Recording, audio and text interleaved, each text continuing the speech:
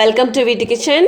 இந்த வீடியோவில் நம்ம பார்க்க போகிறது கடையில் சாப்பிடக்கூடிய அதே டேஸ்ட்டில் வீட்டிலையே நாம் சிக்கன் ஷவர்மா எப்படி ரெடி பண்ணலான்னு பார்க்க போகிறோம்.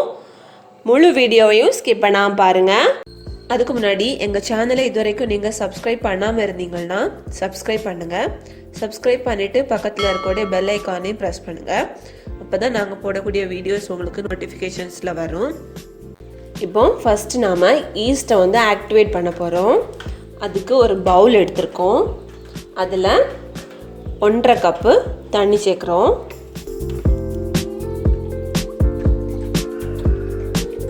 நாம் எடுக்கக்கூடிய தண்ணி வெதுவெதுப்பான தண்ணி, லைட்டாக சூடு இருக்கிற மாதிரி இருக்கணும்.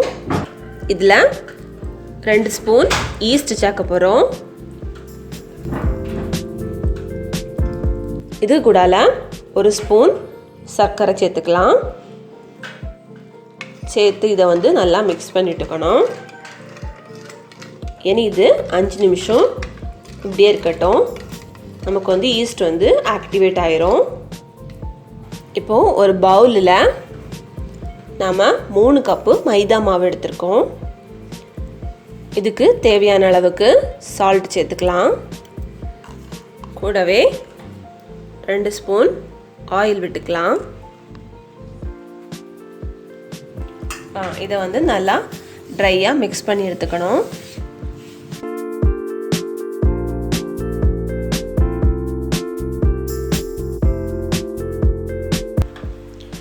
பாருங்கள், நாம் ஆக்டிவேட் பண்ண அந்த ஈஸ்ட் நல்லா ஆக்டிவேட் ஆகிருக்கு. பாருங்கள், மேலே நுரை கட்டியிருக்கு. இந்த ஈஸ்ட்டை நம்ம இதில் விட்டு மிக்ஸ் பண்ண போகிறோம்.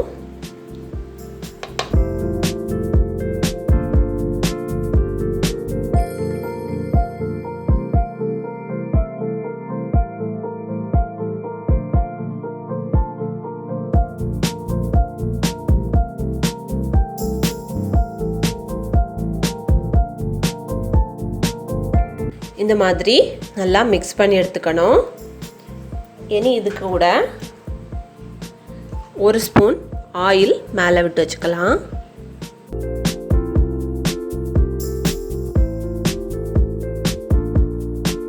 இதை ஒரு 3 மணிக்கூர் ஒரு துணி போட்டு மூடி வச்சுக்கலாம். 3 மணிக்கூருக்கு பிறகு இந்த மாவு டபுள் ஆகி இருக்கும்.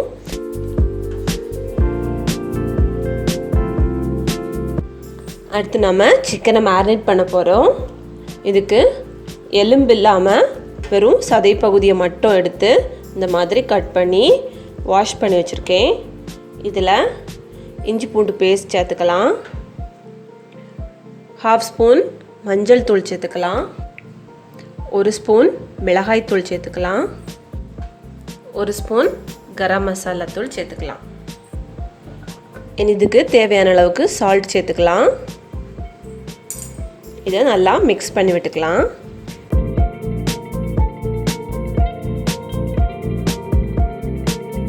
நாம் சிக்கனை மேரினேட் பண்ணி வச்சு யூஸ் பண்ணும்போது நல்லா சாஃப்டாக இருக்கும்.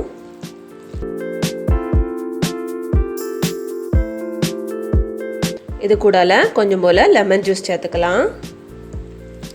லெமன் ஜூஸ் இல்லைன்னா நீங்கள் வினிகர் கூட யூஸ் பண்ணிக்கலாம்.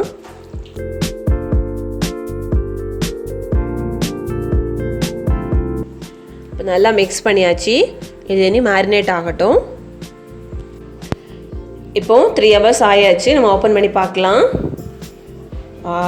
பாருங்கள், நல்லா பொவ்வி அழகாக வந்திருக்கு.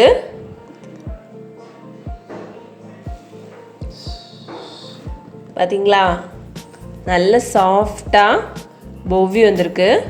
இதை நாம் நல்லா மிக்ஸ் பண்ணிக்கணும்.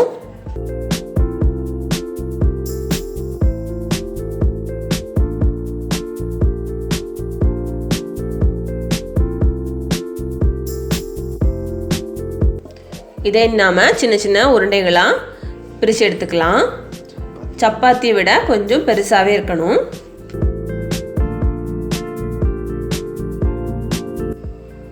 இந்த மாதிரி எல்லாத்தையும் எடுத்துக்கலாம். இப்போ நாம் அதை இந்த மாதிரி சின்ன சின்ன உருண்டைகளாக பிரித்து எடுத்துருக்கோம். இதில் நமக்கு 10 உருண்டை வந்திருக்கு. இதை நாம் விரிக்க போகிறோம்.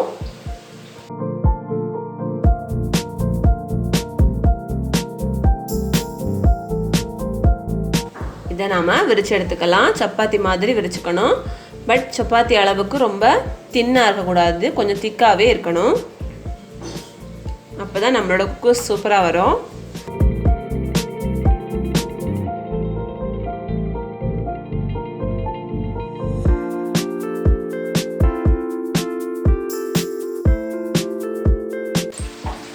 இந்த திக்னஸ் போதும். இனி இது இருக்கட்டும். இதே மாதிரி நம்ம எல்லாத்தையும் விரித்து எடுத்துக்கணும். இப்போ நம்ம தோசைக்கல்லை அடுப்பில் வச்சுருக்கோம். அதில் நம்ம ரெடி பண்ணி வச்சக்கூடிய இந்த குக்கூஸை போட்டுக்கலாம். ஸ்டவ் வந்து மீடியம் ஃப்ளேமில் வச்சுக்கோங்க. பாருங்கள், நமக்கு லைட்டாக பொள்ள ஆரம்பிச்சிருக்கு. இப்போ நம்ம வந்து பக்கம் மாற்றி போட்டுக்கலாம்.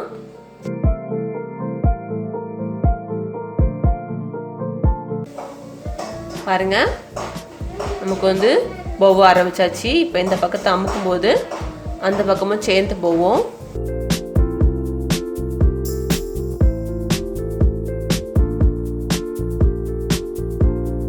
இந்த மாதிரி பக்கம் மாற்றி மாற்றி போட்டுக்கணும். இப்போ நல்லா பவுய் வந்திருக்கு பார்த்தீங்களா?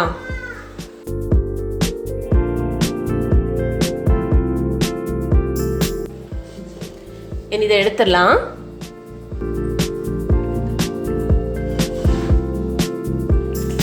பாருங்க, நம்ம மேரினேட் பண்ணி வச்சது நல்லா மேரினேட் ஆகிருக்கு. இதை ஒருக்கா லைட்டாக மிக்ஸ் பண்ணிக்கலாம். இதை நாம் இனி ஃப்ரை பண்ண போகிறோம். ஷாலோ ஃப்ரை பண்ண போகிறோம். அதுக்கு ஒரு பேனை வந்து நம்ம ஸ்டவ் ஆன் பண்ணி வச்சுருக்கோம். அதில் வந்து ஆயில் விட்டுருக்கோம். ரொம்ப ஆயில் விட வேண்டாம். நம்ம ஷாலோ ஃப்ரைங்கிறதுனால ஆயில் வந்து குறைச்சி விட்டாலே போதும். ஆயில் சூடானதும் அதில் நாம் மேரினேட் பண்ணி வச்சுக்கூடிய சிக்கன் பீசஸை போட்டுடலாம்.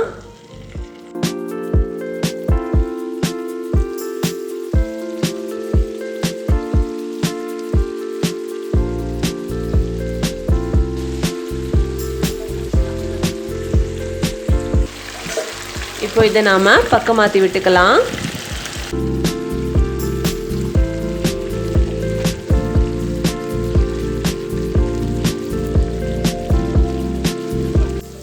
இப்போ நமக்கு சிக்கன் நல்லா ஃப்ரை ஆகியாச்சு. ரொம்ப கறிய வேண்டாம், இந்த மாதிரி இருக்கட்டும். இப்போ நாம் இதை எடுத்துடலாம். ஸ்டவ் ஆஃப் பண்ணிக்கலாம். இப்போ நம்ம இதில் வெஜிடபிள்ஸ்லாம் கட் பண்ணி வச்சுருக்கோம். 2 கேரட் நீளமாக கட் பண்ணி வச்சுருக்கோம். கொஞ்சம் போல் முட்டைக்கோஸ் நீளமாக கட் பண்ணி வச்சுருக்கோம்.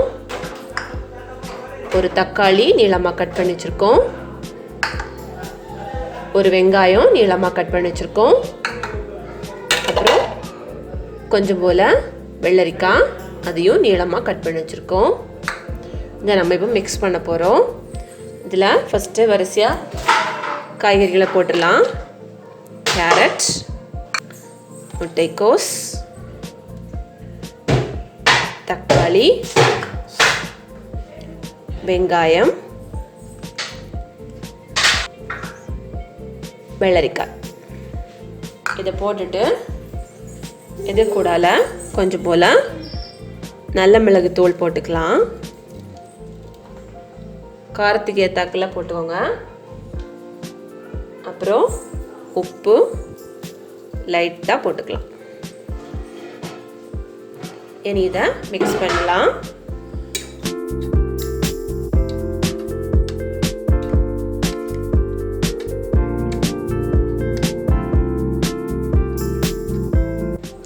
இந்த மாதிரி மிக்ஸ் பண்ணி எடுத்துக்கணும். இதில் நீங்கள் வந்து லெமன் விடணுன்னா மேலே லைட்டாக விட்டுக்கலாம். நான் விடலை.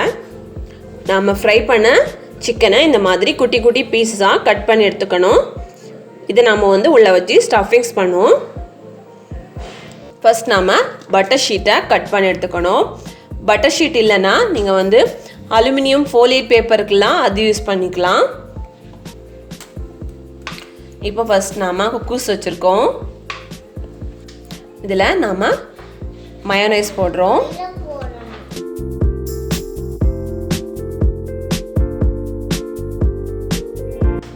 மயோனைஸ் எப்படி ரெடி பண்ணணுங்கிற வீடியோ நான் ஆல்ரெடி போட்டிருக்கேன். அதை நீங்கள் பார்த்துக்கோங்க. இனி இதில் நாம் சிக்கன் வைக்க போகிறோம்.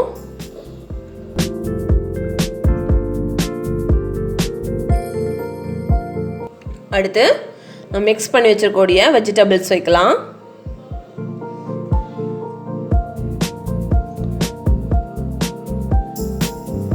வெஜிடபிள்ஸ் கூடல மயோனைஸை மிக்ஸ் பண்ணி வைக்கலாம். இப்போ இதை நம்ம ஃபோல்ட் பண்ண போகிறோம்.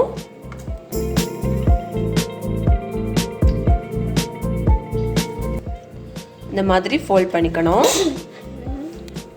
இதை இனி இந்த பட்டர் ஷீட்டில் வச்சு ஃபோல்ட் பண்ண போகிறோம்.